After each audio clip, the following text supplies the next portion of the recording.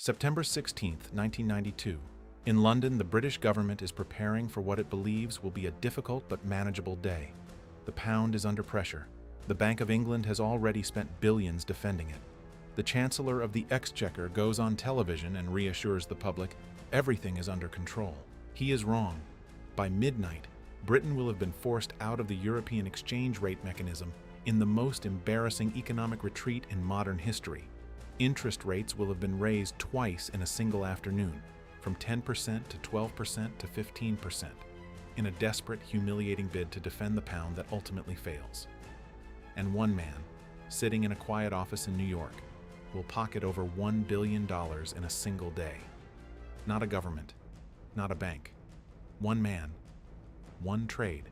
His name is George Soros, and the story of how he broke the Bank of England is not just a story about currency trading. It is a story about information, timing, leverage, and the brutal mathematics of what happens when a government makes a promise to a market it cannot keep. This is the anatomy of the greatest macro trade in financial history. To understand the trade, you first have to understand the trader. George Soros was born in Budapest, Hungary in 1930. His family was Jewish. When the Nazis occupied Hungary in 1944, his father, a man named Tivadar Soros, made a decision that saved the family's life. He forged documents, split the family up, and taught 14-year-old George something that no school on earth could teach. He taught him that reality is not what it appears, that the rules everyone else is following can be changed, and that the people who survive and thrive are those who understand what is actually happening underneath the surface of events. George Soros never forgot that lesson. He escaped Hungary, arrived in London, studied at the London School of Economics under the philosopher Karl Popper, who taught him a concept called fallibilism, the idea that no theory, no matter how widely accepted, is immune to being proven wrong. Soros took that directly into finance. He developed what he called the theory of reflexivity, the idea that markets are not rational, efficient systems. They are feedback loops. Investors' perceptions change prices. Changing prices change perceptions. And in that gap between perception and reality, enormous profits can be made by the person who sees the gap before anyone else does. He moved to New York, founded the Quantum Fund, and over 20 years, through the 1970s and 1980s, he built one of the most extraordinary track records in investment history. Annual returns averaging over 30%, in some years over 100%. By 1992, George Soros was managing approximately $10 billion. He was 61 years old, and he was about to make the biggest bet of his life. To understand what Soros saw in 1992, you need to understand the trap that Britain had walked into, and that almost nobody in the British government was willing to admit. In 1990, Britain joined the European Exchange Rate Mechanism, the ERM, a currency agreement between European nations designed to reduce exchange rate volatility ahead of monetary union. The rules were simple. Each country pegs its currency within a fixed band. The pound would trade between 2.778 and 3.13 Deutsche Marks, no more, no less. On paper, it sounded like stability. In practice, it was a promise, a very expensive, very public promise. And in finance, public promises are targets. Here is why the promise was already broken before Black Wednesday even began. When Britain joined the ERM, it joined at what many economists believed was too high an exchange rate. The pound was overvalued. Britain was entering a recession. Unemployment was rising. The economy desperately needed lower interest rates to stimulate growth, but lower rates would weaken the pound below the ERM floor. Britain was locked. It couldn't cut rates without abandoning the ERM. It couldn't stay in the ERM without keeping rates high enough to kill its own recovery, a trap with no exit, except one. The one nobody in government wanted to say out loud. Meanwhile, in Germany, the Bundesbank was raising interest rates to fight inflation from the cost of reunification. Higher German rates pulled money into Deutsche Marks. The mark strengthened. The pound weakened. Britain had to buy its own currency to defend the ERM floor, burning through foreign reserves at an alarming rate. George Soros looked at this situation and saw something the British government was desperately trying not to see. The math didn't work. It had never worked. And sooner or later, probably sooner, the market would prove it. Let's talk about the actual trade, because this is where it gets extraordinary. Soros didn't invent shorting a currency. But no one had ever done it at this scale, with this conviction, at this speed. The mechanics. To short the British pound, Soros's fund, working with his chief strategist Stanley Druckenmiller, borrowed billions of pounds from banks. They immediately sold those pounds, converting them into Deutsche Marks and dollars. The bet: when the pound devalues, buy the pounds back at the new lower price, repay the loan, and keep the difference. Simple in concept, staggering in scale. By mid-September 1992, Soros's fund had built a short position of approximately $10 billion on the pound. $10 billion against a single currency, against the Bank of England itself. But he wasn't alone. Word spread across the hedge fund world that Soros was short the pound. And why? Others followed. Julian Robertson, Paul Tudor Jones, dozens of smaller funds. Collectively, the market was amassing a position that dwarfed even Britain's entire foreign currency reserves. The Bank of England had approximately $44 billion in reserves. The total market position against the pound would exceed $100 billion. Britain was bringing a knife to a gunfight. Druckenmiller later revealed a critical detail. He had initially sized the position at around $1.5 billion. Conservative, careful, standard hedge fund discipline. Soros overruled him. When you have conviction, Soros reportedly said, the size of the position should reflect that conviction.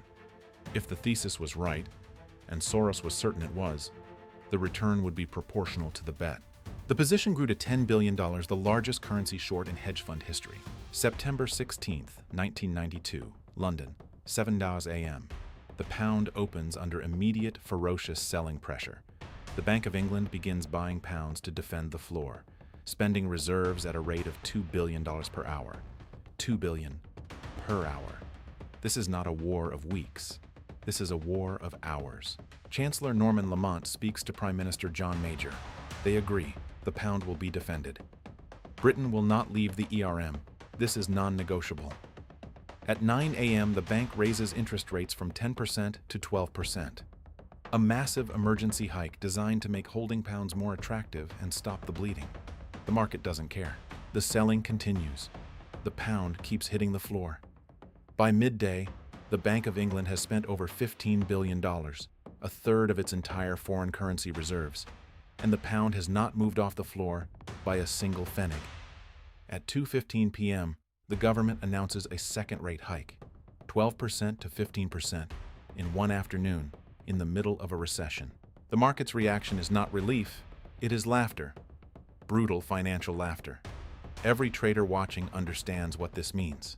The British government has just demonstrated it will destroy its own economy to defend a currency peg it is going to lose regardless.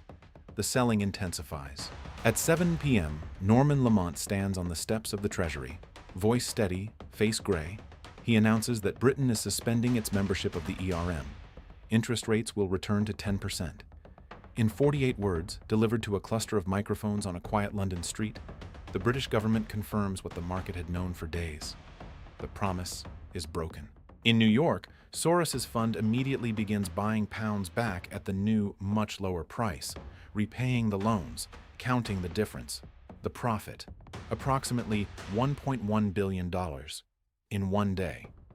Before the sun rose again over London, Soros had cleared more than most nations' entire annual defense budgets. The immediate aftermath was political carnage. Black Wednesday destroyed the Conservative Party's reputation for economic competence, a reputation built over a decade. It effectively ended John Major's political authority and set in motion the chain of events that brought Tony Blair and New Labour to power in 1997. The cost to the British taxpayer, an estimated $3.4 billion. Some analyses put it higher. Norman Lamont was later asked how he felt on those Treasury steps. His answer was remarkable. He said he was singing in his bath that morning, not in triumph, but in relief. Relief that the impossible decision had finally been made, that the pretense was finally over. Because here is the truth the British establishment didn't want to admit. George Soros didn't cause Black Wednesday. He exposed it. The cause was a policy with no viable endpoint. Soros simply forced the timeline. And there is a strange, ironic epilogue. After Black Wednesday, after the pound was freed from the ERM, the British economy began to recover. Interest rates could finally fall. Exports became more competitive. The recession eased. The The mid-1990s became a period of solid growth. The policy the government had staked its entire credibility on defending turned out to be the thing holding the economy back. And the humiliation of its collapse turned out to be the catalyst for recovery. The market, brutal as it is, had corrected what politics could not. Soros himself was characteristically unsentimental. He said currency speculation performs a useful function. It forces governments to maintain realistic economic policies. If a government makes a promise the market knows it can't keep, the market will break that promise faster and at lower overall cost than if the pretense continues. Many disagree. Many Britons still see Black Wednesday as predation, one man's greed costing a nation billions. The debate has never fully resolved, and perhaps that is the most honest summary of George Soros, a man so complex that even his greatest triumph is genuinely contested. So, what is the lesson of Black Wednesday for anyone who trades, invests, or simply tries to understand how the world's money actually moves? Markets are not just pricing mechanisms, they are truth machines. Slow, imperfect, sometimes cruel, but ultimately they price reality. Not promises, not press conferences, not intentions, reality. The British government made a promise the economic reality made impossible to keep. The market kept testing that promise until it broke. The second lesson: leverage is a multiplier of conviction, correct or incorrect. Soros was right, and because he was right at $10 billion, he made $1.1 billion. Had he been wrong at $10 billion, the losses would have been catastrophic. Druckenmiller said years later that Black Wednesday taught him the most important lesson of his career. When you have genuine conviction, when the thesis is solid, the research is deep, and the risk-reward is asymmetric, you bet big. Not recklessly, not emotionally, but with full, deliberate, informed conviction. Most people never develop that kind of conviction, because developing it requires doing the work that most people simply are not willing to do. George Soros went on to lose and make billions more. His political activities became as controversial as his financial genius. He became simultaneously the most hated and most celebrated investor alive. But on September 16, 1992, in the space of a single trading day, he did something no investor had done before at that scale. He looked at a government's most solemn financial promise, calculated that the math made it impossible to keep, and bet everything on the truth. And the truth paid out. If this story changed how you see markets, subscribe to Atlas Untold. Every week we pull back the curtain on the empires, trades, and decisions that shape the financial world. Hit the bell, share this video, and we'll see you in the next one.